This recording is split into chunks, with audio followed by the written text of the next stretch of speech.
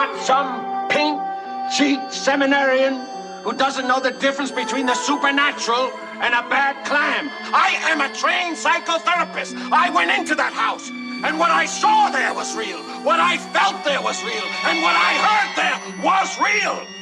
Now, gentlemen, I have a family in my parish that's at great risk, and they are facing real danger. Get out! You know, we do this podcast for the love of film. That's who we are. We're just film buffs first. We might like some of it, and we might be kind of mean-spirited, but it's all good fun, right? Yeah. We don't mean any harm. Yeah, exactly. We've got love in our hearts. Wow. You really well, I do anyway. No, I don't have any of that shit. I'm not going that far. Fuck that. But, you know, this whole time we've been only asking for feedback. We like to hear back from the listeners. What are we doing wrong? Is there something we can improve on? Am I an asshole? You know? And we all know the answer to that. Yeah, I paused because I knew you were going to jump in there. But it really tugs at the heartstrings when we get some really glowing feedback from our podcast. And I didn't think we ever would, but it really shows you why we do this. And we got a message from one of our listeners. He listens to us all the time, and he has a good laugh. And he said something that really pulled the heartstrings. And I'm not a sentimental guy. We all know that, right, Trevor? Yeah, absolutely. Well, yes, I would definitely agree with that. You're definitely not a sentimental guy. Yep. But when you get such a wonderful comment, so the story is, he says, I listen to you guys, in the car, driving or whatever. And his partner finally got in the car one day and says, well, I can't even get this out without it, really tearing up. Can you please turn those two fucking idiots off? You know what? It's there's actually a tear in my eye. I can't. There is, so touching. Yeah, words can't express how I'm feeling inside right now. I feel like we've done it. We've accomplished something. We've made it. Yeah. So all that hard work that leading up to this point, Exactly. And with glowing comments like that, we peaked. I think we've peaked. Yeah, exactly. So, yeah, because of those kind words, we went back to the listener, and as Mark is his name, and I go, Mark, listen, thank you for that wonderful feedback, and try not to tear up, and please ask her. We would like to do a film on her behalf. So I was hoping to kind of get her back. Yeah. If she picked like Steel Magnolias or Pretty Woman, I would have had something to go with in that one. But no, she has asked us to do Silence of the Lambs. Good on her. Great choice. Yeah, I know, but damn, maybe I have to hate it just to get her back. But we will be doing that. Actually fitting for Halloween in a month and a half coming up here. So, but we'll get to it in November. And again, thank you for that wonderful shout out. And Mark, especially to you, thank you for bringing that wonderful feedback with a smile on your face. All feedback is good feedback. Even when we're getting, even when people are being brutally honest and calling us two fucking idiots, that's okay. We can take it. All right. On that note, that's right, people. It's that time of the month. It's October 1st. It's time for Halloween month and a half. Woo! Yeah, we have. Or should that be? Ooh. Wow. We really need to get like sound guys or something. Really, Yeah, we're having to improvise here. It's not good. Maybe we are two fucking idiots. All right. Yes. So I'm very excited. We're going to start off Halloween month with the 1970 classic. 1978, I believe, or yes. 79, possibly. I don't know. 79. The Amityville Horror. This has been one of those horror franchises that's been built on and built on and built on and got terrible and terrible, terrible, terrible as it went on. Like most horror franchises, they kind of become their own. They've run out of ideas. Yeah, they become their own worst enemy. So, but it always starts with the pretty positive note, and that's certainly the Amityville Horror. Now, I've seen this film numerous times, and I saw it in the theater just 2 years ago for one of its anniversaries, the Halloween Horror Nights or something like that at the Odyssey there, and it was nice seeing first time seeing on the big screen, good crowd, and so. For watching this for the podcast, it was the first time I'd watched it since I was very young. But I do, so my memory wasn't that clear on it. But yeah, I mean, it was something that I was always obviously very aware of, you know. But I was very young when I saw it. And I believe it was not on video. It would have been on a TV showing of it. Yeah. But it's obviously, you know, very famous, you know. Yeah, that's where I was introduced to it. It was one of those matinees on Channel 9 on a Saturday afternoon.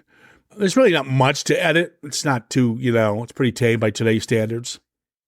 Now, this was directed by a man called Stuart Rosenberg, a talented man. His big claim to fame will be one of the greatest films ever produced called Cool Hand Luke. Yes. So right there, you've got pretty much an A-lister behind the helm. And then you Paul Newman. Yeah, Paul Newman. And then you pepper in, you know, James Brolin, Rob Steiger, and of course, Margaret Kidder. Gone too early. Sad what happened to her. Yes. You know, Murray Hamilton, Don Stroud, just a fun group of actors here. Now, there's how the Amityville Horror works. This is technically a prequel. So, not prequel, sorry, a sequel.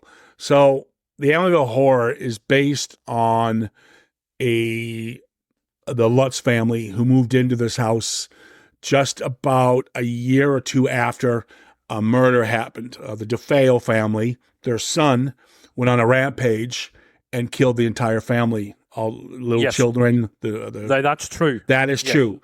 The DeFeo family, this man did go in and kill his family. Now, he says he was possessed. The house made him do it.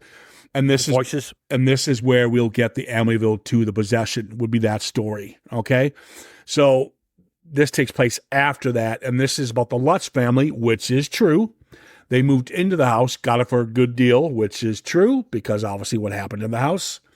And they said that the house was demonic and caused George to almost pretty much kill his family.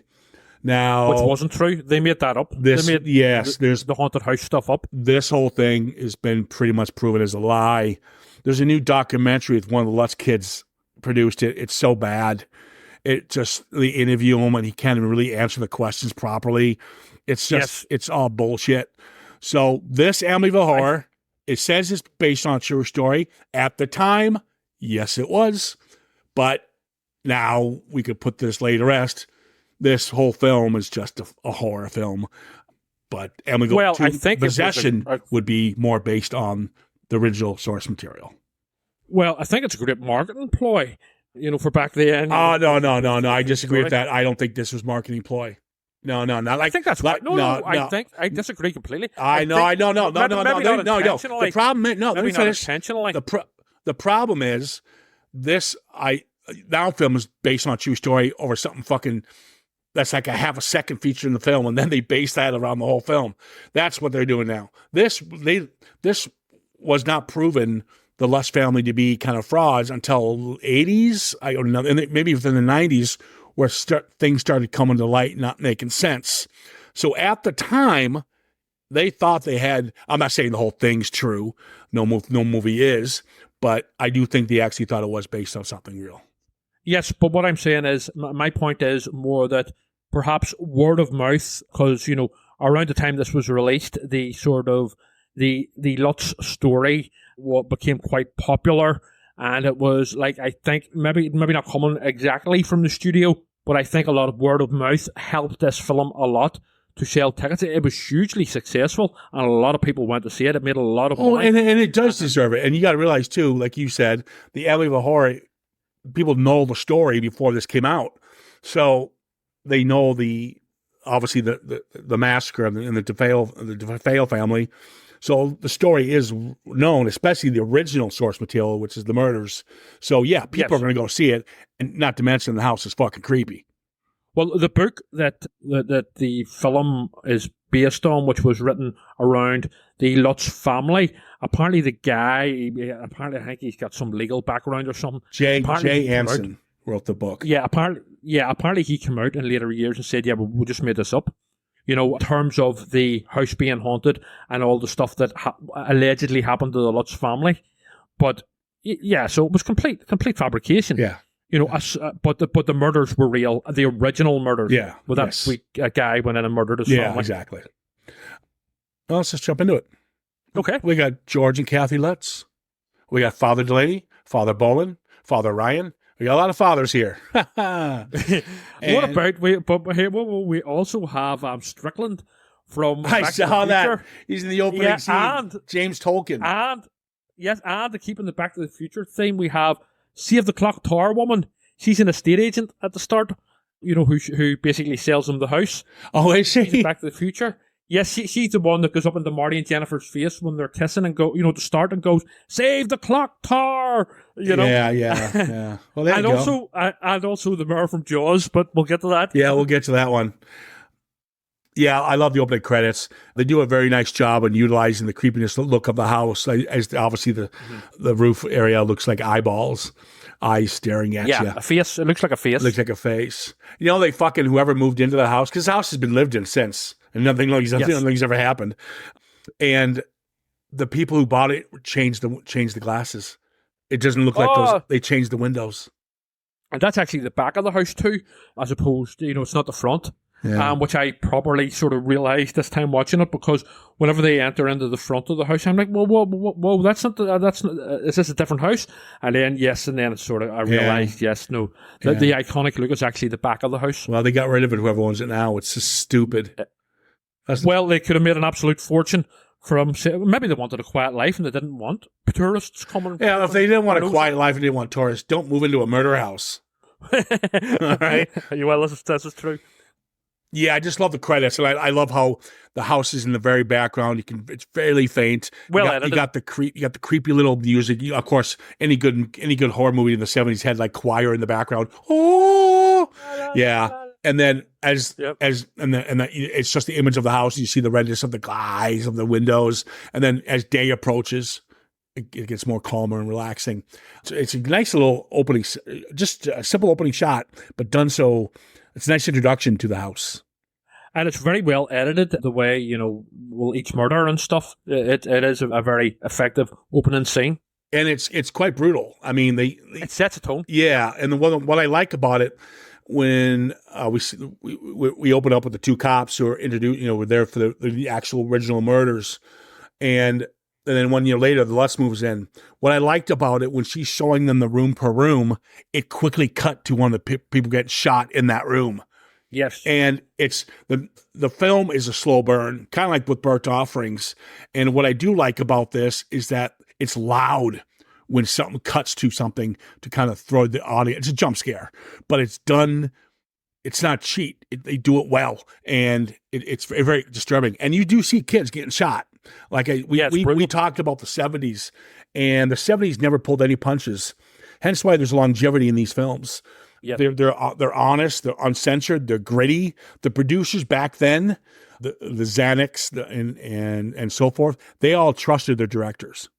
Now directors are just guns for hire, unfortunately, and that's why I think the 70s sticks with us so well.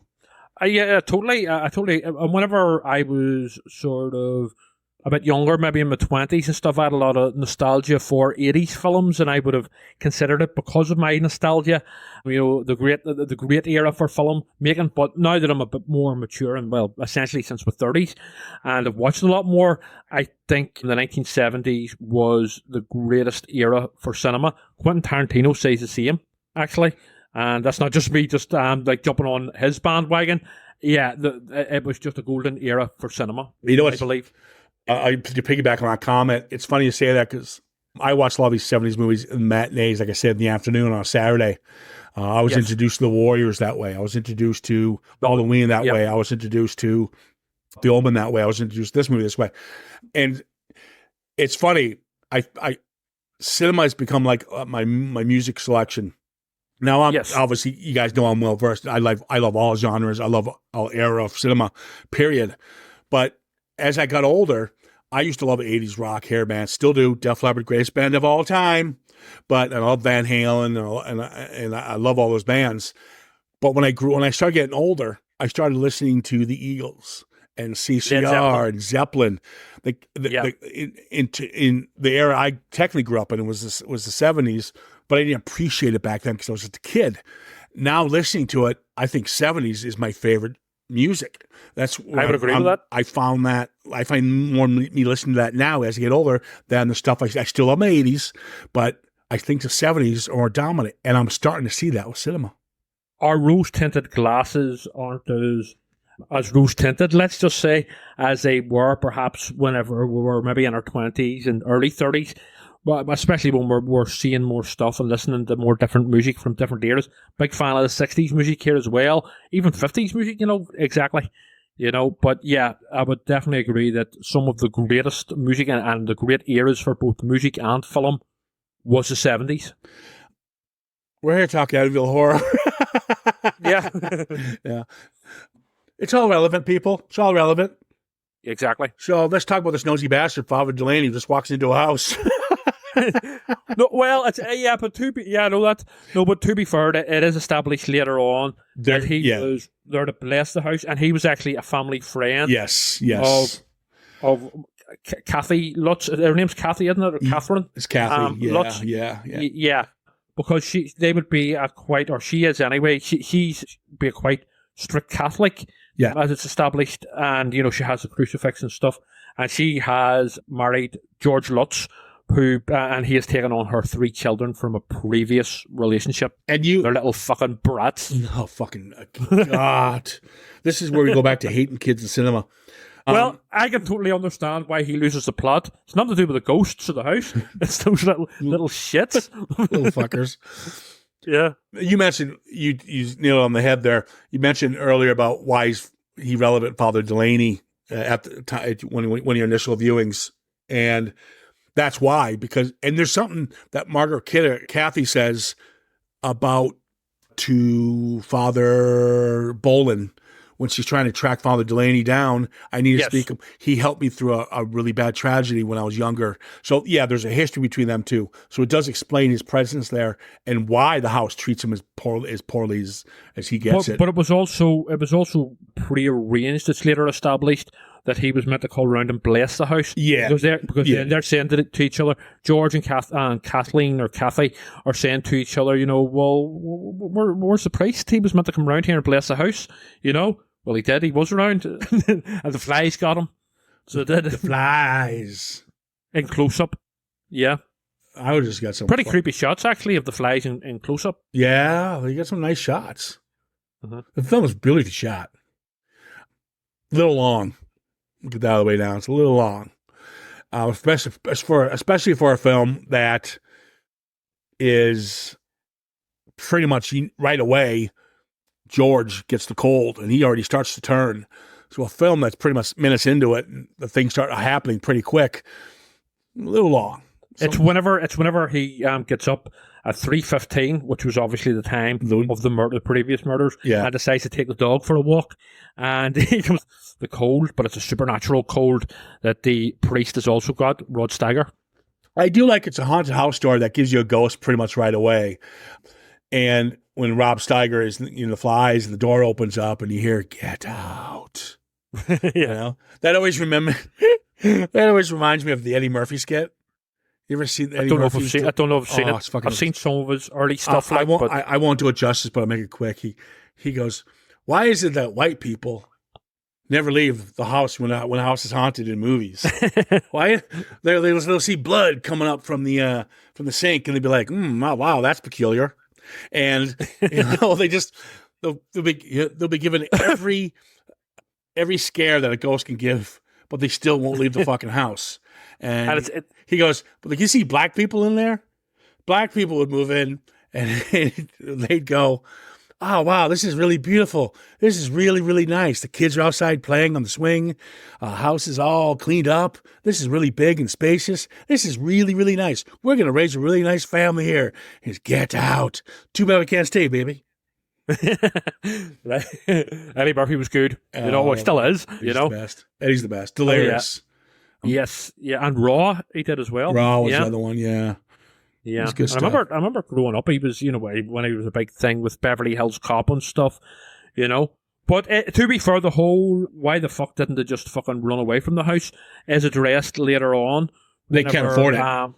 Well, not only that, she says, Kathy Lutz says, come on, let's just go, let's just leave. But whenever George he's like saying, we're not, because he's sort of semi-possessed, he's saying, we're not going anywhere, this is our house, So, yeah, to be fair, it is addressed. I do like how James Brolin, I think we talked about this with Burnt Offerings. Yes, this one has more of a haunted house feel than Burnt Offerings did. But like Burnt Offerings, this has the cool haunted house kind of stuff going for it. But it also has the character drama. You've got this single mother who's just married now, George, and she's brought on these 3 kids with her. He's got a business that's slightly struggling, and then you throw this mix into it. So it's nice to have that family dynamic going on. They're very much working class. Yeah, exactly.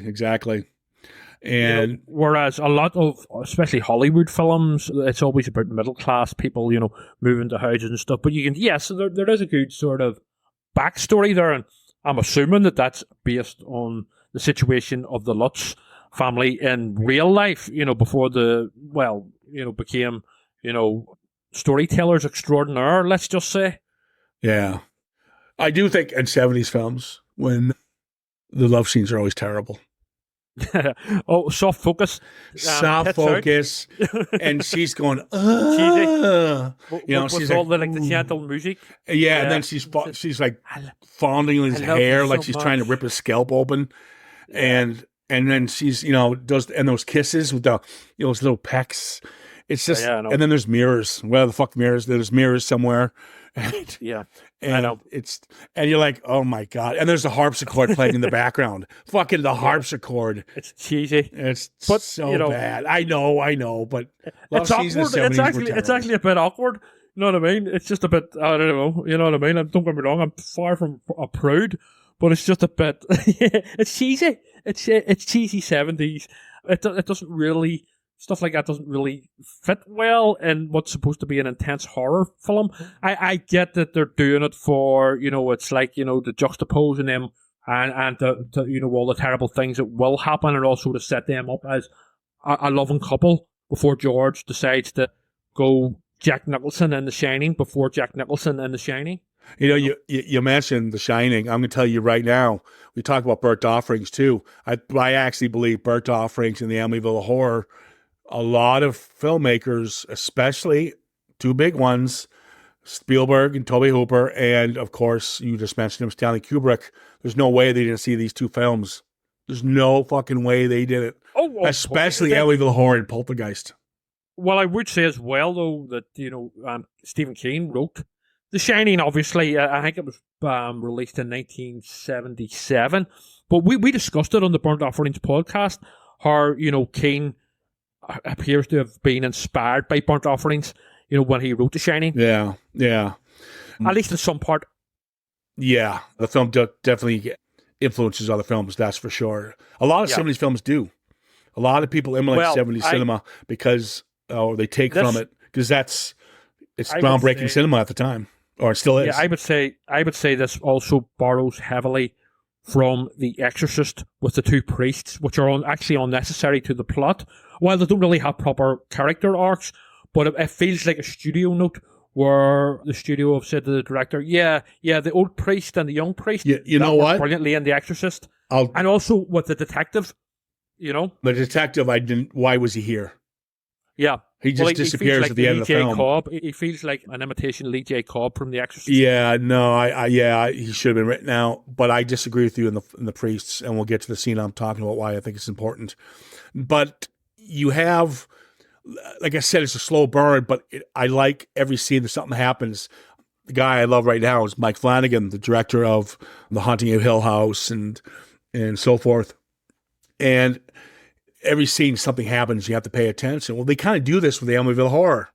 Yeah. And little things like Amy, little fucker, wakes them up when they're trying to have yum time, or when they're trying to have yum time, and he brings her to bed and then as she's leaving, you see the rocking chair in the corner moving. Yes, her imaginary friend. Yeah, Judy, and little things like that. They even do the classic cat jump scare, but they do it even better. When he goes out to steal the smoke at the boathouse, he opens up a window and there's a big cat's face with these huge fucking eyes. Scared the shit out of me. I didn't, and it wasn't. And then later on, of course, there's the ghost pig, demon pig at the window as well. I thought that was stupid. I'm telling you, right? They should have wrote that out. Corny. They should have wrote that out. They should have. The best stuff. They should have just had like two red eyes.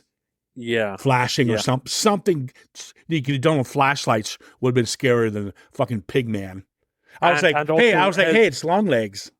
And also his work colleague's wife, who just happens to be a clairvoyant. It's very 70s, you know what I mean? Because there's always sort of clairvoyants and psychics in these types of films in the 70s.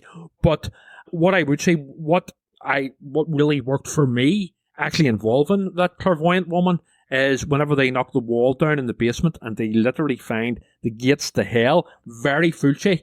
Like, Fulci has Beyond and stuff that came after. So I think, maybe Fulci was possibly inspired a bit, but very Lucio Fulci. And it really worked for me, really effective. I do like the fact when you're introduced to Carolyn, and that's the psychic you're talking about, when she wouldn't go in the house, when he's going to talk to his boss there. And she want to go in the house. I can't go in there. No way. No fucking way. And then 4 scenes. And then 4 scenes later, I want to get into the house. I'm ready to go. I'm like, wait a minute. What the fuck? You're willing to go into this house? 2 seconds, you would stay in the car.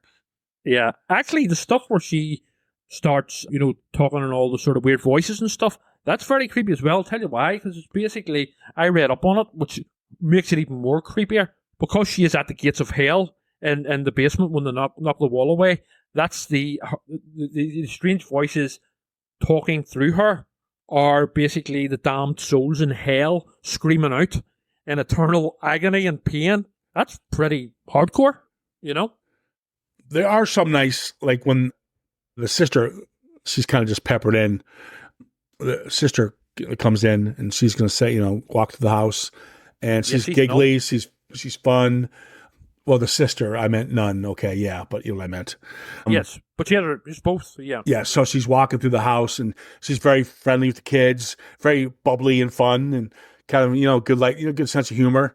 And then I like how she just turns, and I gotta go. I can't stay here. I gotta go. And she doesn't oversell it. She doesn't undersell it. She just plays it quite well. The acting here, especially by the priests, is really fucking good. Rod Steiger's performance is brilliant in this. Rod Steiger is very good. It's bordering on the hammy, but it's very strong. It's very, it hits hard. And I actually think he's the best in it. He is. Brolin's very good. Him and Brolin, but they all are. Margaret Kidder is actually... Kidder, yeah. Well, she's always been very reliable. Yeah. Sad what happened to Margaret Kidder. Fucking sad. Yeah.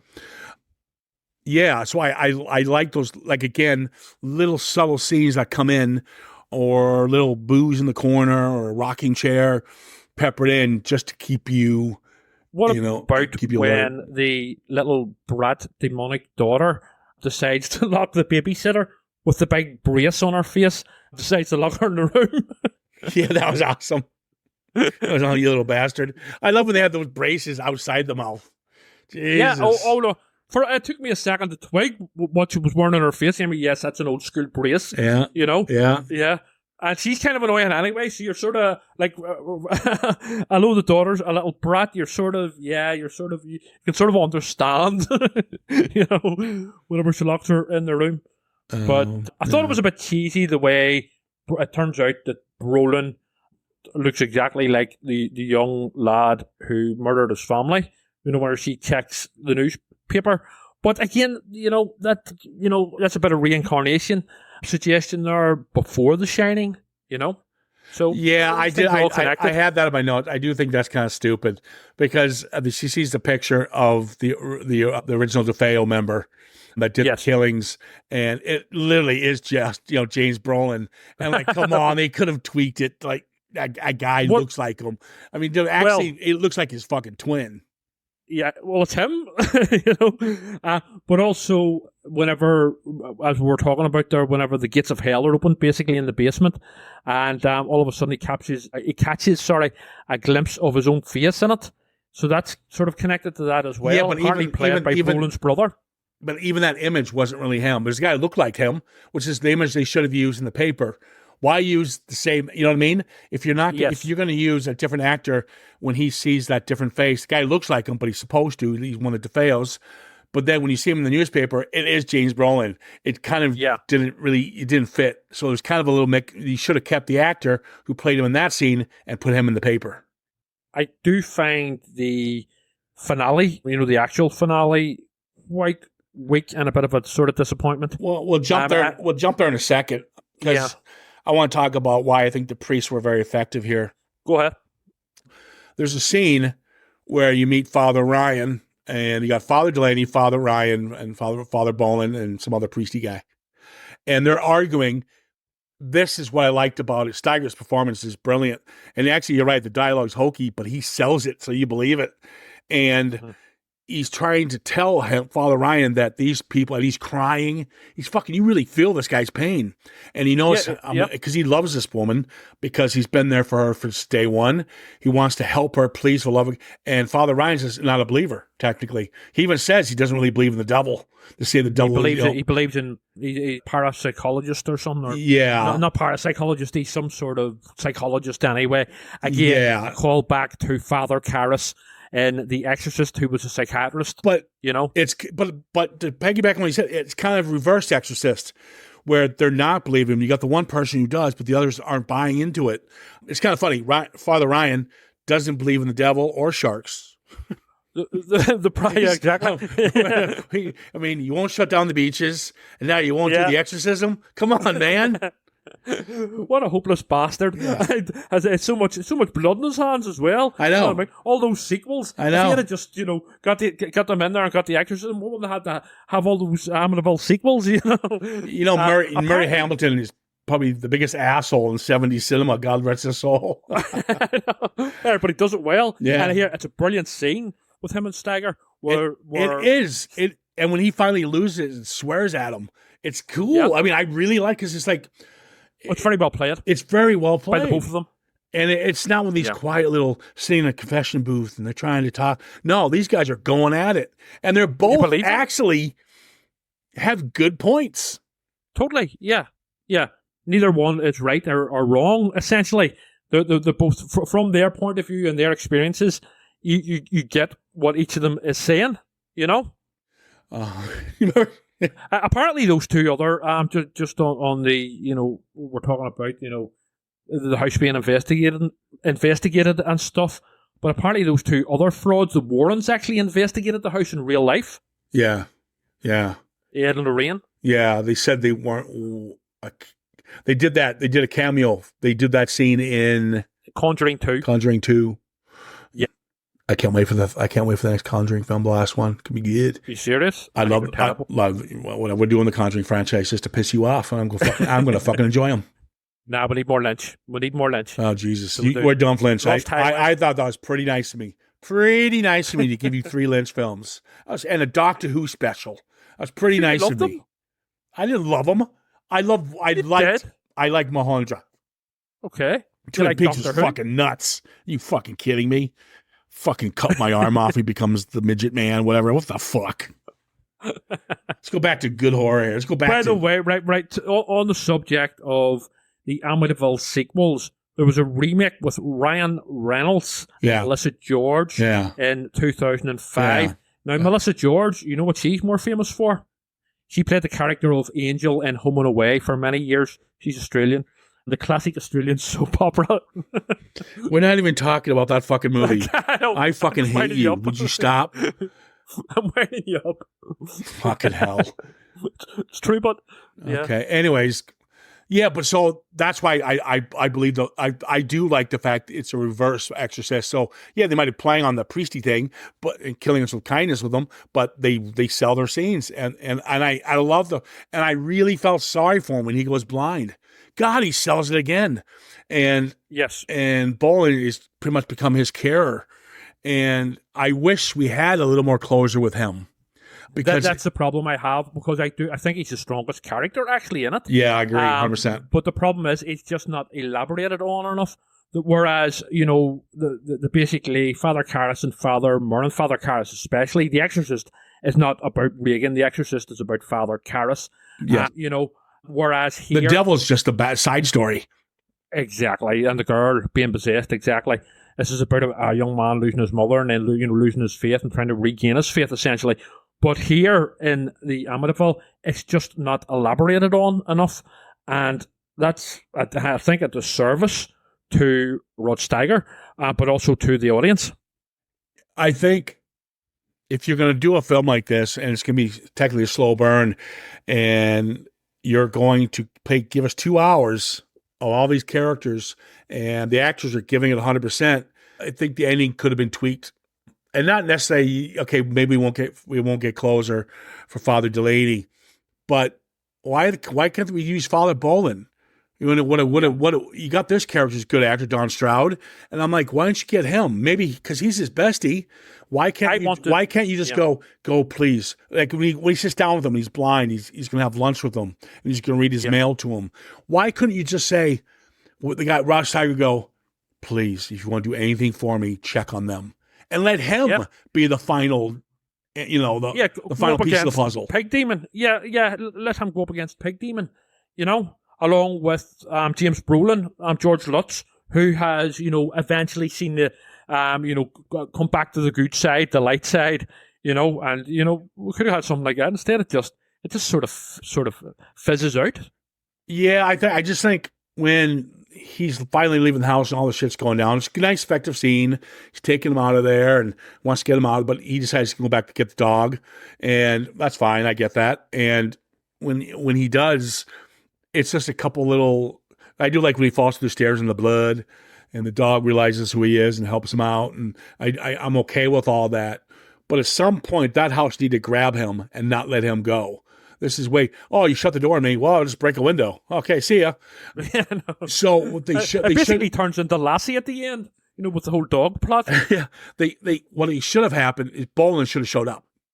Yep. That's what should have happened. Even if it's for a minute, and he's the reason he gets out. Because the whole time, this house has been pretty much toying with Father Delaney, making him choke when he's trying to talk to her on the phone, when he's trying to pray for her at the church. He goes blind. So anytime he tries to help, it gets his claws into him. So it would have been a nice ending if Bolin becomes his extension, house not knowing he's coming, and ends up saving the day. And the house's weakness is the priest. That would have been better. Yeah, and it would have actually given proper point to the inclusion of the priests. Because apart from, they're essentially just there to be attacked by flies and then go blind. There's no proper character resolution for them. Yeah. So it does let me. It's still fun. I still love this movie, but again, when I do see it through the podcast eyes and seeing a lot of films now, you can kind of see I wish they did this. And I hate insulting it because, guys, I really enjoy this film. It's a wonderful film. But I see a lot more missed opportunities when I do this for the podcast. Yeah. I think that's the perfect word, missed opportunity. For me, I would say there's a lot to like about it, but it is flawed, as we've just talked about, essentially. Yeah, I would have issues, not to do with the film, but with the bullshitting of what was the basis of the film, these made up stories and then the Warrens and all that there. I do have issues with like fake psychics or, people just essentially telling lies. But that's got nothing to do with this film in and of itself. Yeah, this Not to enjoy. movie's a fictional Yeah. film at this point. Yeah. We know of that, and that's fine to take it like that. Yes, yes, absolutely. But so in and of itself, there's a lot to enjoy and like about it, but it does have its flaws. So when And it's not as good as Burnt Offerings. oh no, Burnt Offerings is better, but still solid. I love when when Kathy sneaks up behind George and he's cutting the wood. Never sneak up with a man holding an axe while he's chopping wood. It's like, well, pardon me. And then there's a bit later on where he throws the axe against the tree. I think that's when his dipshit fucking work colleague comes along and says, "Hey, the guys aren't happy. You're not paying them," or something. Yeah, no, that's actually later on. No, it might be an earlier scene when he comes. Actually, whenever his girlfriend won't go into the house at all before she just instantly changes her mind and decides to go into the house after all. Yeah, and then he meets him at the bar, and that's when he hits him. That's actually a good scene. I like. Yeah, that. that's the scene where he starts realizing something's not right in his head. Yeah, he goes, "Now we're going to talk." Then, and that's just a good way of resolving it. But yeah, so it was John Ketchum.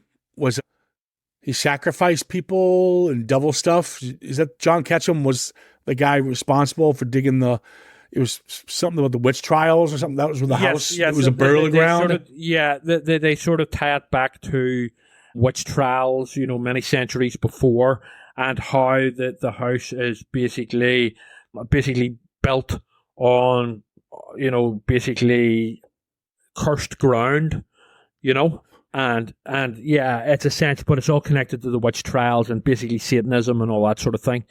So it's always been cursed, and it's to do with the ground and where it's buried, which is essentially the gates to hell.